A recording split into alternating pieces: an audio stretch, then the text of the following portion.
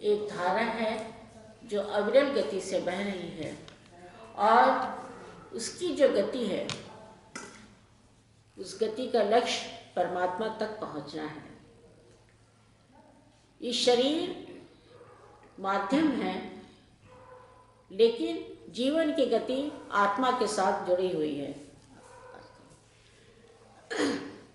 और आत्मा की खोज परमात्मा की है, क्योंकि वह इस संसार में हम लोगों ने शरीर धारण किया और पता नहीं किस किस योनि में भटकने के बाद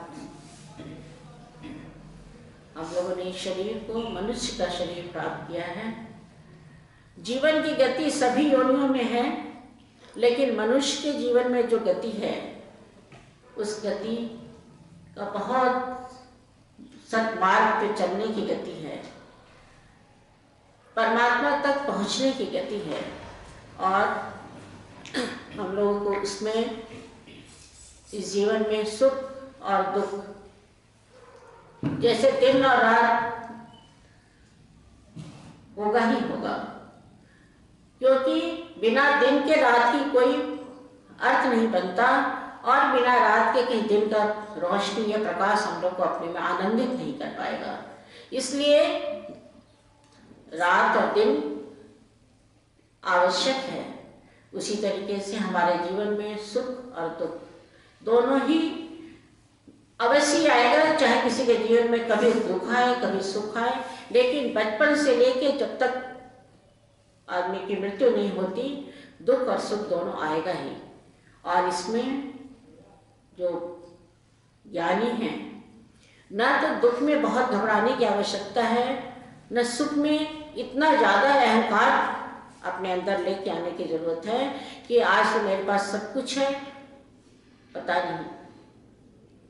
ये नहीं हम सोच रहे हैं कि आज इस सुख के बाद पीछे दुख खड़ा है, आज रोशनी है पीछे अंधेरा खड़ा है, और अंधेरा अगर अभी है, अभी दुख का समय हमारे, तो हो सकता है कि उसके ठीक दुख के पीछे ही सुख हो। लेकिन इस सुख और दुख को हम लोगों को अपने जीवन में कैसे समझ लेना है, कैसे संभालना है, क्योंकि जब दुख आए तो इतना नहीं घबरा जाना कि परमात्मा को दोषी ठहराने लग जाए। ये भी ऐसा हो सकता है कि इस दुख के बाद परमात्मा हमारे लिए पता नहीं क्या रखा हो, क्योंकि दुख तो भोग है हमारे। इस भोग को परमात्मा की कृपा से हम लोग भोग रहे हैं। इसके लिए आत्मशक्ति की प्रार्थना ईश्वर से करनी चाहिए कि हे प्रभु, मेरे इस दुख के समय में तुम्हें हमारे अंदर इतना बल दो, इतने सहने की शक्ति दो, ताकि मैं तुम्हारे इस दिए हुए दुख की या जो मेरे भोग है इसको भी मैं काट लूँ और आगे के लिए अपना रास्ता प्रशस्त करूँ। सुख भी अगर आए, आज मेरे पास अगर बहुत अच्छा समय है, तो ऐसा नहीं सोचना है कि मैं ही सब कुछ हूँ, क्योंकि मैं का अंत है। यह हमेशा हम सभी को याद करना है कि मैं का अंत है, और जहाँ अंत है वहाँ जीवन की कोई गति नहीं है। सुग्रीव को सुख आया, उसे राज्य मिल गया, लेकिन उस सुख में इतना ज्यादा वो अपना मोहित हो गया अपनी पत्नी से या अपने राज्य में कि इसके कारण फलस्वरूप क्या हुआ, बाली की हत्या हुई। उस सुख में भूल गया। तो सुख और दुख जो है हमारे जीवन के दो पहलू हैं। इस दो पहलू को हम लोग को मानते हुए आगे बढ़ना है, और इसके लिए हम लोग को बहुत अपने मन के अंदर एक दृढ़ता, एक आत्मविश्वास, और वो आत्मविश्वास की जागृति कब होगी, जब हम लोग को परमात्मा के प्रति आसक्ति होगी, परमात्मा के प्रति प्रेम होगा और परमात्मा के प्रति विश्वास होगा। जब विश्वास होगा तो हम लोग किसी भी दुख को बहुत आसानी से काट सकते हैं। देखिए, मनुष्य के अंदर दो वृत्तियां हमेशा रहती हैं, एक आसुरी और एक दैवी।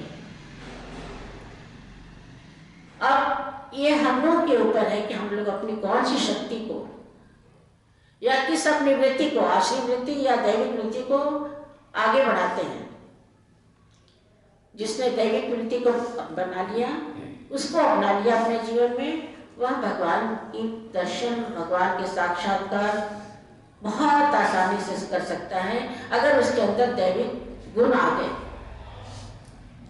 और जिसके अंदर आसुरी गुण है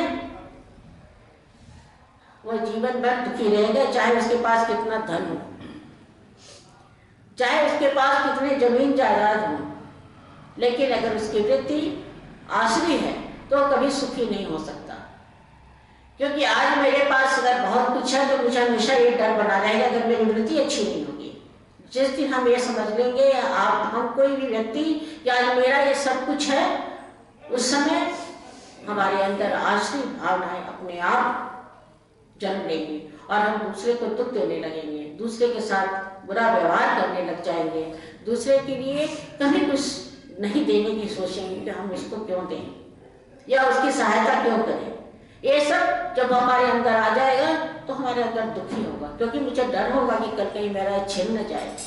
उसके अंदर एक इस क्या कहते हैं उसको, कि उसके अंदर ये भूल जाएगा कि हमारे अंदर ये चीज़ आज है, उसको डर है क्योंकि कहीं मेरा ये चीज़ खो नहीं जाए। जिसके पास बहुत होता है उसको खोने का डर अधिक होता है, लेकिन जो अपने सुख को, अपने धन दौलत को ये मान लेगा कि ये तो परमात्मा का है, परमात्मा ने दिया है, उस समय उसका अपनापन, अपना मैं स्वयं ही समाप्त हो जाएगा। देखिए, राजा हरिश्चंद्र की कथा आप लोगों ने पढ़ी होगी। वह राम के वंशज थे, राम के ही कुल के थे वो, लेकिन उन्होंने अपने सत्य को अटल रखा। राजा से उनको बिकना पड़ा कहाँ? श्मशान में जाकर, चांडाल के आगे।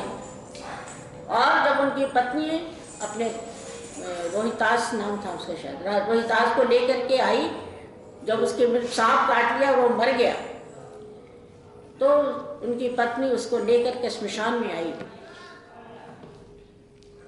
उन्होंने उसको देखा लेकिन वो घबराए नहीं। उन्होंने कहा कि तुम इसके कफन में से आधा फाड़कर मुझे दे दो, क्योंकि ये नियम है कि जो कफन का एक हिस्सा जो है वो वहाँ के जो मालिक होता है उसको दिया जाता है। तो उसने कहा कि ठीक है, तुम इस कफन में से फाड़ के आधा हिस्सा तो हमारे इसको दे दो। यानी अपने सत्य पर, अपने कर्म पर वे अटल रहे। तो अभी भी उनकी कथा सत्य हरिश्चंद्र की कही जाती है, लोग कहते हैं, सुनते हैं, उनकी चर्चा करते हैं। राजा शिवी ने अपने अपने हाथों से अपने मांस को काट काट करके चढ़ा दिया।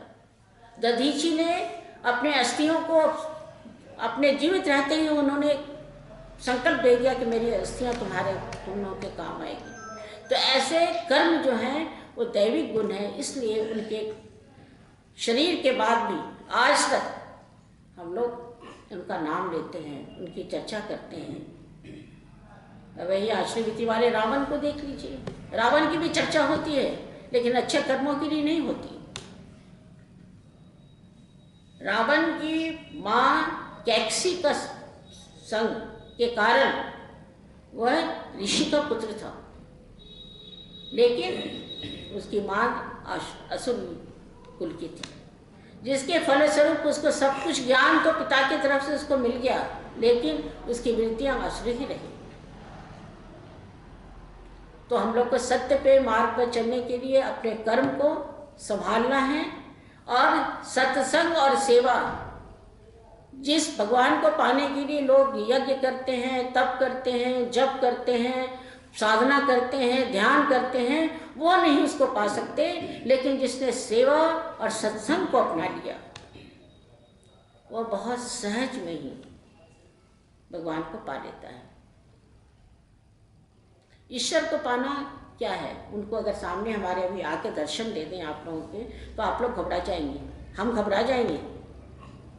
उनके दर्शन क्या है? अनुभूति होना, अच्छे कर्मों की प्रेरणा होना, मन के अंदर आनंद होना, मन के अंदर सुख होना, ये उनकी कृपा है, ये उनका साक्षात्कार है। अगर साक्षात्कार करके हम लोग एक बार उनके दर्शन कर भी लेंगे तो क्या होगा? आए। ध्यान की प्रक्रिया क्या है कि ध्यान में भगवान के दर्शन हो सकता है कि बहुत अभ्यास के बाद उनका एक स्वरूप सामने आ जाए, लेकिन पाएंगे क्या? देख तो लिया, लेकिन कोई उनकी प्राप्ति तो हुई नहीं। हमको प्राप्ति है अपने आप को इस आवागमन से मुक्त करना, और यह ईश्वर की कृपा के बिना, गुरु की कृपा के बिना संभव नहीं है। तो भगवान की कृपा पाने के लिए हम लोग को जब तक तो करते आ रहे हैं, त्रेता सतयुग सब जगह से होता आ रहा है, लेकिन द्वापर में भगवान को बहुतों ने कृष्ण को पा लिया।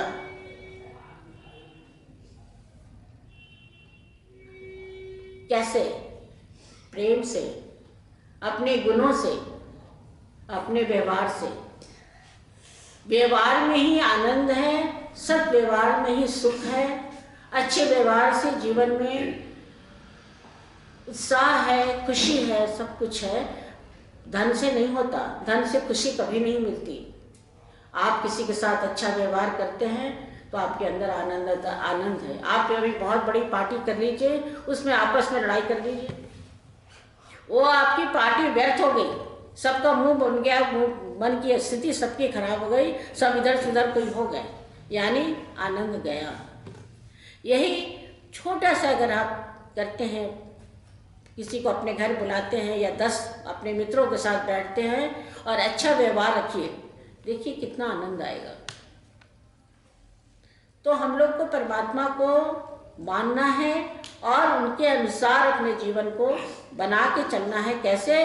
जैसा उन्होंने हम लोगों को आदेश निर्देश अपने धर्म ग्रंथों ने हम लोगों को दिया है, गुरु महाराज ने दिया है। सभी के अपने अपने गुरु होते हैं, गुरु कभी भी गलत नहीं होता। गुरु क्या करता है उससे हमारा कोई अर्थ नहीं बनता। शिष्य का धर्म नहीं है कि गुरु क्या करता है उसको देखे, बिल्कुल नहीं बनता। जो गुरु कह दे, जो गुरु आदेश करते हैं, उस रास्ते पर चलना ही शिष्य का धर्म है। अगर हम लोग क्यों कहते हैं गुरु पद नख मणि ज्योति, क्यों नहीं कहा गया कि तुम गुरु के पूरे रूप में ध्यान करो? क्योंकि पूरे रूप में जो हम उनका ध्यान करेंगे तो कई चीज़ें ऐसी मुझे नज़र आने लगेगी, आपको नज़र आने लगेगी, जिसमें लगेगा कि ये गलत है, और मन के भाव आपके भ्रमित हो जाएंगे। अरे गुरु जी तो हंसते भी थे, गुरु जी तो ऐसे बोलते भी थे, यानी कि आपका मन भ्रमित हो गया। जिस गुरु को हम लोग देव स्वरूप समझते हैं, लोग कहते हैं ना कि गुरु के ध्यान से सभी परमात्मा, भगवान, सभी देवी देवताओं का हो जाता है। तो इसीलिए गुरु के पद भी नहीं, उनके नख, उनके नाखून का ध्यान करने के लिए कहा गया है, क्योंकि उसमें कहीं कोई भ्रमित होने की बात ही नहीं है, उसका ध्यान है। और गुरु अगर सच्चा गुरु है तो अगर आपने उनका नख का ही ध्यान कर लिया ध्यान से, और आप उसमें आप बैठ के जाप कीजिए, ध्यान कीजिए, पूजा कीजिए, प्रार्थना कीजिए, देखिए आपके सारे काम। अब गुरु का कर्तव्य है कि आपको उस अपने इस ध्यान में आपको किस चीज़ का दर्शन करवा दे, किस भगवान का दर्शन करवा दे, यह उनका है, यह उनका विषय है। हमें तो ध्यान करना है, कर्म करना है उनके अनुसार, यानी सुख और दुख इसी जीवन में है, इसी शरीर में है, लेकिन सिर्फ हम लोगों को आत्मविश्वास नहीं खोना है, ईश्वर के प्रति विश्वास को नहीं खोना है। दुख भी आए तो वाह वाह, सुख भी आए तो वाह वाह। कबीर दास जी ने कहा है ना, वाह वाह रे मौज फकीरा दे। मेरे फकीरों को देख लीजिए, उनके पास कुछ भी नहीं होता, फिर भी वो मस्त रहते हैं। कभी उनको बहुत बड़ी रज़ाई और कंबल भी मिल जाए तो उसमें भी खुश, और नहीं तो कपड़ों का चीर मिल जाए उनको, उसमें भी खुश। तो अपने मन से फकीर बनिए। हम ये नहीं कहते कि फकीर अपने इससे बनिए, मन से फकीर बन जाइए कि जो है परमात्मा तुमने दिया है, ये तुम्हारा है, और तुम्हें किस रूप में इसे लगाना है, इस धन को, इस ज्ञान को, इस बुद्धि को, ये सब तुम्हारा है। क्योंकि आत्मा के अंदर ही ईश्वर का वास है, और आत्मा अजर है, अमर है, ये कहीं नहीं जाता, यह कभी समाप्त नहीं होता। ये शरीर तो एक धर्मशाला है, आज है, यहाँ से निकल के आत्मा कहीं और गई, कहीं और गई, कहीं और गई। ये शरीर का क्या महत्व है, ये बताइए, शरीर का क्या महत्व है? कुछ भी खा लीजिए आप, हल्दीराम की जलेबी खाइए, चाहे बीकानेर वाले का पेड़ा खाइए, उसका अंत क्या है? मलमूत्र का ही त्याग करना है। चाहे आप गंगा जल पी लीजिए, वो भी मलमूत्र ही बनेगा। देखिए शरीर की कितना, शरीर का कोई अस्तित्व नहीं है। वही गंगा जी में आप जाके स्नान कीजिए तो आपके पाप भी धुलते हैं, आपको धर्म भी मिला। तो ये शरीर का कुछ नहीं है, एक माध्यम है, और इस माध्यम के द्वारा हमको इसका कुछ महत्व देना है अपने शरीर को, कि इससे अच्छे काम करना है। क्योंकि कर्म बिना माध्यम के नहीं कर सकते हम। देवी देवता सब कुछ कर सकते हैं, कर्म करने की उनकी नहीं है, वो नहीं कर सकते, वो पुण्य नहीं कर सकते, वो दान नहीं कर सकते। ये सब मनुष्य के शरीर में ही हम कर सकते हैं। तो ये शरीर महत्वपूर्ण भी है, और भौतिकवाद से देखिए तो शरीर का कुछ भी नहीं है। बचपन, बुढ़ापा, जवानी, देखिए धीरे धीरे बचपन खत्म हुआ, जवानी आई, बुढ़ापा आया, यानी ये परिवर्तन होता चला गया। और जिस चीज़ का परिवर्तन है वह स्थायी हो ही नहीं सकता। जो शरीर स्थायी नहीं है, सिर्फ उसकी जरूरत पूरी करने के लिए हम अपने कर्मों को न बिगाड़ें। सत्संग के कुछ कुछ शब्द हैं जिसको कि आप जीवन में सोच सकते हैं, विचार कर सकते हैं। इस शरीर को स्वस्थ रखिए, अपने शरीर का ध्यान रखिए, लेकिन यह नहीं कि यह मेरा ही शरीर है, सुंदर से सुंदर लगता रहे, मैं हाथ मेरे खराब हो जाएंगे, मेरे पैर खराब हो जाएंगे, मैं ये काम नहीं करूं, वो काम नहीं। ऐसा करने की कोई आवश्यकता नहीं है, क्योंकि यह स्थायी नहीं है। आज है, कल इसको, एक एक दिन का परिवर्तन है, एक एक पल का परिवर्तन है शरीर में। तो इस शरीर को उतना ही रखिए, परिवार को, कर्तव्य को कीजिए, लेकिन इतने परिवार में इतने आसक्त मत हो जाइए कि सारे गलत काम हम कर जाते हैं। लोग भाई भाई आपस में लड़ जाते हैं, किसके? अपने बच्चों के लिए। वही बच्चा कल आपको क्या करेगा ये पता नहीं, आपको मालूम नहीं है कि कल क्या होगा, लेकिन हम उस बच्चे के लिए बेईमानी करते हैं, धोखा देते हैं, छल करते हैं, यह उसका भाग्य वो नहीं बनेगा। कौन था जिसको कि फांसी की सजा हुई थी? अपने शहीदों में उसका नाम है, जिसको फांसी की सजा हुई, तो शायद चोरी के इल्जाम में उसको किया गया था अंग्रेजों के टाइम में। जब उसको फांसी की सजा दी गई तो उसको कहा, आखिरी ख्वाहिश पूछी जाती है कि तुम्हारी आखिरी इच्छा क्या है, तुम बोलो। उसने कहा कि मैं अपनी माँ के कान में कुछ बोलना चाहता हूँ। फांसी के पहले डाकू था कोई, हाँ नाम नहीं याद, कि मैं अपनी माँ के कान में कुछ कहना चाहता हूँ। कहा ठीक है, कौन सी बड़ी बात है। उसकी माँ को बुलाया गया, उसने फांसी के फंदे में चढ़ने के पहले अपनी माँ को अपने पास बुलाया, और जब उसकी माँ कान उसके मुंह के पास लगाई तो बेटा उसके कान को दांत से काट दिया। उसने कहा कि तुम ऐसा क्यों कर रहे हो, क्यों किया तुमने? चिल्लाने लगी, बोले माँ मैं तुम्हारे कान को इसलिए काट रहा हूँ कि जब मैं छोटा था मैंने अपने पड़ोस से चोरी करके मैं सामान लेकर आया था और आपने उसको बढ़ावा दिया था। बेटा कोई बात नहीं, चुपचाप रख दो। और वही आदत आज हमारी ऐसी बन गई कि इसके कारण मुझे फांसी पड़ रही है, इसके दोष ही तुम। यानी अपने कर्मों को कभी मत बिगाड़ो। सबसे बहुत बड़ी सीख है, ये धर्म अध्यात्म नहीं है, ये व्यवहार है कि अपने कर्मों से हम लोग को हमेशा बचना है कि कहीं ऐसी कोई गलती नहीं हो जाए जिससे हमारा जो ये बंधन है मैं फंसता ही चला जाऊं। बुरे कर्म करने में बंधन है और भगवान के कर्म करने में मुक्ति है। दोनों में कितना अंतर है सोचिए। बुरे कर्म आप करते हैं वो आपके हिसाब में लिखा जा रहा है, चित्रगुप्त भगवान लिख रहे हैं, लेकिन आप जो अच्छे कर्म करते हैं तो उसको इसकी लिखा पढ़ी परमात्मा स्वयं करते हैं, स्वयं मोहर लगाते हैं कि ये मेरा भक्त है। तो बुरे कर्म से परिवार को देखिए, घर देखिए, समाज देखिए, लेकिन उसके लिए गलत काम मत कीजिए कि कल वो आपका साथ नहीं देगा। ये सच है। वाल्मीकि जी की कहानी, वाल्मीकि जी की कथा है ना, जो जाके उन्हें परिवार से पूछा कि तुम हम इतना मार हत्या कर रहे हैं या इतने डकैती चोरी कर रहे हैं, तुम मेरा साथ दोगे? उनके परिवार वालों ने कहा नहीं, हम क्यों साथ देंगे भाई, तुम्हारा कर्म तुम जानो। और उनको ऐसा ज्ञान हुआ कि उन्होंने भगवान की तरफ भी अपने आप को मोड़ दिया। तो अच्छे कर्म को करना है हमेशा। छोटे छोटे कामों में कोई गलत आपसे हो भी रहा हो तो तुरंत उसको रोकिए, नहीं, इसको नहीं करना, क्योंकि ऐसा करने से हो सकता है कि आपके साथ समाज में लोग आपको मूर्ख समझें। हमको बहुत लोग मूर्ख समझते हैं, हमको बहुत लोग ये समझते हैं कि बहुत बेवकूफ़ है। ये सच बता रही मैं। लेकिन मैं सबसे, हमारी निरंजना ही कहती कि मम्मी आप बहुत सीधी हैं, आप कुछ नहीं। लेकिन हम कहते हैं कि हम दुनिया की नज़र में बेशक मूर्ख हैं, लेकिन उसकी नज़र में बहुत बुद्धिमान हैं। सच करूँ मैं ये अपने ऊपर इतना इस बात का संबंध है कि ये उनकी कितनी कृपा है हमारे ऊपर। समाज संसार क्या देगा उनको, ये बताइए, क्या देगा? दो बड़ाई के शब्द बोल देगा, बहुत आएगा, कुछ दो चार साड़ी ला के दे देगा, कुछ फल ला के खिला। एक बात करें, दुनिया तो समाज यही देगी, इससे ज़्यादा तो कुछ नहीं देगी।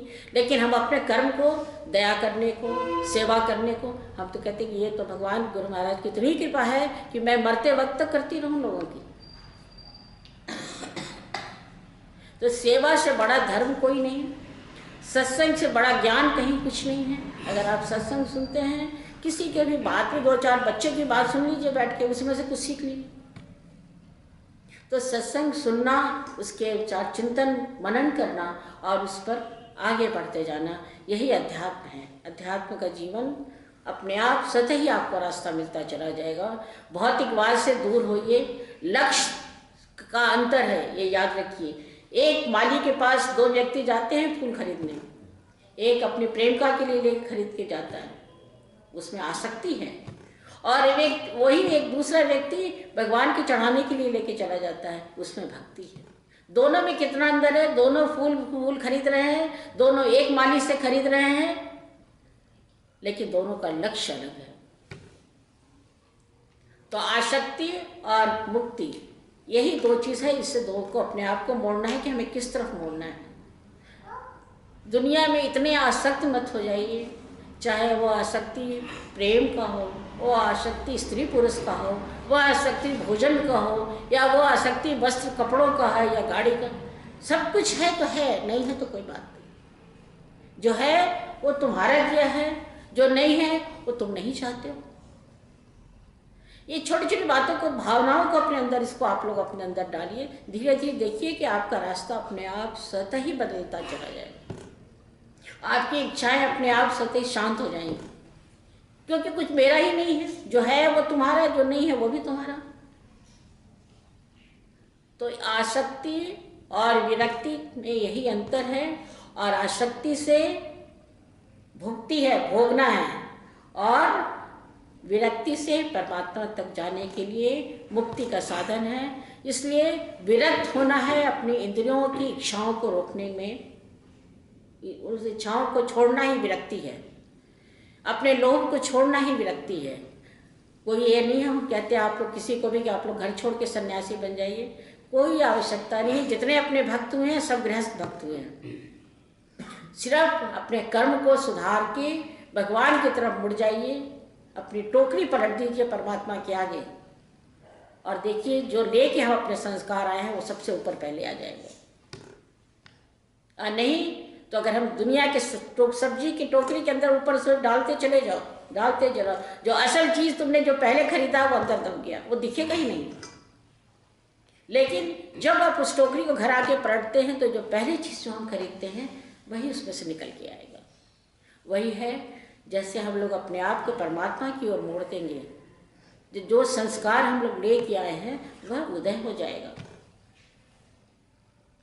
और जो इस वातावरण से, इस विसंगति से, या घर से बाहर निकलने में, या कहीं से जो हम लोग को मिलता है दोष, वो अपने आप ही समाप्त हो जाएगा और संस्कार का उदय होना निश्चित है। तो अपनी टोकरी परमात्मा के आगे पलट दीजिए। सारी भक्ति वही है, आध्यात्मिक का मार्ग वही है, आध्यात्मिक का लक्ष्य यही है कि अपने आप को परमात्मा के आगे सब कुछ उन पर छोड़ दीजिए। जो है वो भी तेरा, जो नहीं है वो भी तेरा, हम भी तेरे, बस तू मेरा हो जा। 2 लाइन याद करना है कि हम सब तेरे, सब चीज़ें तुम्हारी, सब धन दौलत तुम्हारा दिया हुआ है, सुख दुख सब तुम्हारा, सिर्फ तू मेरा हो जा। लेकिन हम सभी वही नहीं मांगते, तू तो तू रह और सब चीज़ें मेरी। दुनिया की सारी चीज़ें मेरी है, तू तो अपने मंदिर में बैठा रहे। कभी मैं धूप जला दूँ, कभी अगरबत्ती जला दूँ, कभी मैं फूल जला दूँ, तो भगवान ये कहते भाई तू अपने तेरे भी मस्त रह, मैं तो अपनी शांति से बैठा हूँ। लेकिन अगर आप तू मेरा है कहती है, तो वो तो मेरा कहने को तैयार बैठा है। ईश्वर तैयार बैठा है कि मैं अपने भक्तों को अपना कह सकूं, लेकिन हम लोग उनकी उंगली नहीं पकड़ते, पकड़ाते नहीं अपनी उंगली, उनके पैरों को पकड़ लेते हैं। ये पैर में बेड़ी डाली जाती है, हे भगवान, हे गुरु महाराज, मैंने तो आपके पैर पकड़ लिए, अब आप जाओगे कहाँ, आपको तो मेरा काम पूरा ही करना होगा। यानी किसी विशेष काम के लिए हम लोग आते हैं अगर, और मंदिर में आके गुरु जी के, भगवान के जिसको भी आप मानते हैं, उनके चरण आपने पकड़ लिए, तो भगवान छुड़ाने के लिए क्या करेगा, अच्छा जा भाई चलो ये काम तो तेरा कर दिया, लेकिन आगे से नहीं हाथ आएंगे वो, आगे से फिर हाथ नहीं आते वो। लेकिन अगर हम अपनी अंगुली पकड़ा देंगे, गुरु महाराज ये हाथ आप पकड़ लीजिए, फिर वो संसार के मेले में हमें भूलने नहीं देंगे, क्योंकि उन्होंने पकड़ा हुआ है। वो भगवान नहीं छोड़ते अपने भक्तों के हाथ, बिल्कुल नहीं छोड़ते। वो तो दुनिया का मेला घुमा के फिर अंत में अपने पास बिठा लेंगे कि बैठ जाओ, अब तो बैठ जाओ, मैं थक गया। लेकिन हम लोग बिल्कुल ऐसा नहीं करते। भाई एक बच्चा जब मेला देखने जाता है, माँ बाप हाथ पकड़े रहते हैं कि कहीं खो नहीं जाए, उधर से खींचते हैं कि अरे उधर तो गुब्बारे वाले के पास क्यों गया, अरे तो उस पर खाने वाले के पास क्यों गया, उसको खींच के ले जाते हैं। और कभी कुछ चीज़ देखने के लिए माँ बाप व्यस्त हो गए, बच्चा हाथ से छूट के चला गया। लेकिन इसलिए वो छूट के चला गया क्योंकि ये बच्चा पूर्ण रूप से अपने माँ पर, उसका ध्यान कहीं और था, वह माँ बाप के ऊपर ध्यान नहीं था। माँ बाप का अपनी चीज़ों देखने की ध्यान था, उनको आप उसको अपनी चीज़ देखने का ध्यान था। लेकिन जब उनका ध्यान उनके पास हो जाए और वो फिर हाथ पकड़ ले, तब नहीं छोड़ेंगे। इसलिए हम लोगों को, परमात्मा को या गुरु महाराज को, किसी को भी जिसको भी है, अपनी उंगली पकड़ा दीजिए, वो मेले में सारा देख तमाशा मिलेगा और अंत में आके फिर अपने आप कहेंगे बेटा अब तू मेरे पास आ जा, मैं अपनी भक्ति तुम्हें दूंगा और अपने अंदर अंश को, अपने अंश को अपने अंश के अंदर, अपने हृदय में डाल लूंगा। हम लोग उसके अंशी है ना, परमात्मा के तो अंशी हैं हम लोग, और गुरु के भी अंशी हैं, क्योंकि गुरु हम लोगों को जन्म देता है। कैसे? आत्मा बना के अपनी आत्मा से जन्म देता है अपने शिष्यों को। लेकिन बहुत सारे ऐसे नास्तिक व्यक्ति कहते हैं क्या भगवान है, कौन माँ बाप हैं, भगवान ने क्या किया, क्यों पूजा हम करें उनकी, हमारा जन्म भगवान ने कैसे दे दिया। अरे मूर्ख, ये नहीं समझते कि भगवान नहीं जन्म देने वाला है तो कौन जन्म देगा तुमको, तुम कहीं और भी तो जन्म ले सकते थे। तो ऐसी दलील आजकल लोग दे देते हैं, बहुत सारे ऐसे लोग हैं, क्या भगवान है, आप भगवान भगवान आप लोग करते हैं। भगवान ने क्या जन्म दिया, मम्मी पापा ने जन्म दे दिया। अरे मम्मी पापा ने कैसे जन्म दे दिया, तो मम्मी पापा तो और दूसरे की क्यों नहीं हो गए तुम। बहुत सोचने वाली बात है और समझाने वाली बात है लोगों को कि ईश्वर की जो परम सत्ता है उसको हम लोग को बिल्कुल नहीं भूलना चाहिए। कोई है, कोई ऐसा है जो कि हम सबों को चला रहा है।